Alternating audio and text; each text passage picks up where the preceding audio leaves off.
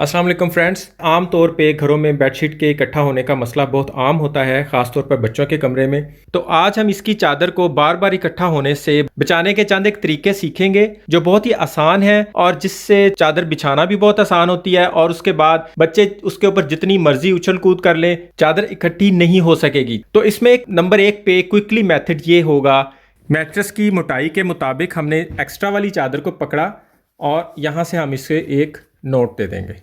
इसको कोई special note नहीं है, ये सिंपल नोट है। किसी भी चादर के चारों कोनों पे हम इस तरह नोट दे देंगे और फिर उसको मैट्रेस के नीचे ले जाएंगे।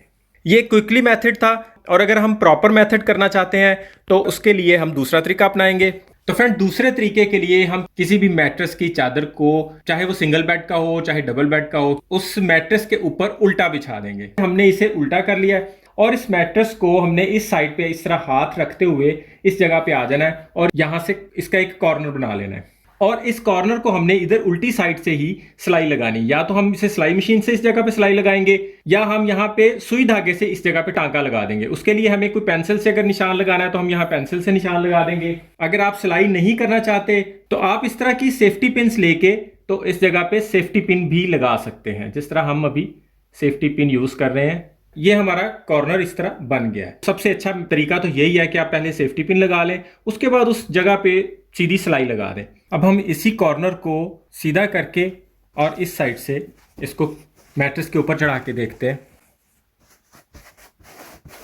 ये मैंने आपको दिखाने के लिए बड़े बड़े टांके लगा दिए हैं। अगर आप इस जगह पे सिलाई करेंगे तो ये इसकी ज्यादा नीटनेस आएगी। इन दोनों कॉर्नर्स पे मैंने आपको दो अलग अलग तरीके बताए हैं।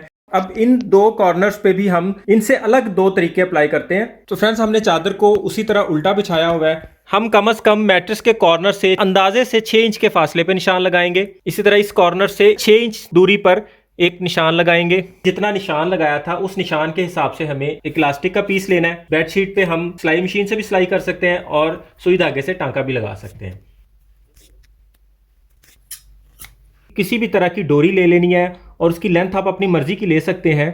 सेंटर से पकड़ के मैट्रेस के कॉर्नर के कम से कम 6 इंच के फासले पे आपने इस अंदर की साइड पे आ जाना है। तो उस डोरी के सेंटर को लेके आपने बेडशीट के सेंटर पे यहाँ रख के सिलाई मशीन से भी टांका लगा सकते हैं और हाथ से सुई धागे से भी टांका लगा सकते हैं। ये डोरी आप किसी कपड़े की खुद भी बना सकते हैं और बनी बनाई डोरी को भी यूज कर सकते हैं।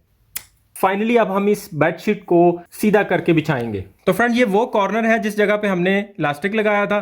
तो हम सिंपली इस इलास्टिक को यहाँ से पकड़ के तो मैट्रेस के ऊपर चढ़ा देंगे और बेडशीट को इसके ऊपर कर देंगे। अब ये बिल्कुल भी इकट्ठा नहीं होगी। अब इस कोने की तरफ आते हैं जिसमें हमने डोरी लगाई थी। इस डोरी को भी हम सिंपली इस मैट्रेस के साइड से इस तरह निकाल के तो नीचे इसको नोट दे देंगे इस तरह। यही तरीका आप चारपाई की चादर के साथ भी अपना सकते हैं। चारपाई की चादर को भी चारों कोनों से इस तरह आप किसी डोरी की मदद से उसके पायों के साथ नीचे से बांध सकते हैं। अब हमारी इस साइड की चादर भी इकट्ठी नहीं होगी। मैंने आपको 6 तरीके बता दिए। आपको कौन सा तरीका अपनाना है ये आपकी चॉइस है। उम्मीद है आज की वीडियो आपको बहुत अच्छी लगी होगी। चैनल को सब्सक्राइब करके बेल का आइकन जरूर दबा दीजिएगा ताकि मेरा और आपका राब्ता जुड़ा रहे। अपना और अपनों का ख्याल रखिएगा। बहुत बहुत शुक्रिया। अल्लाह हाफिज।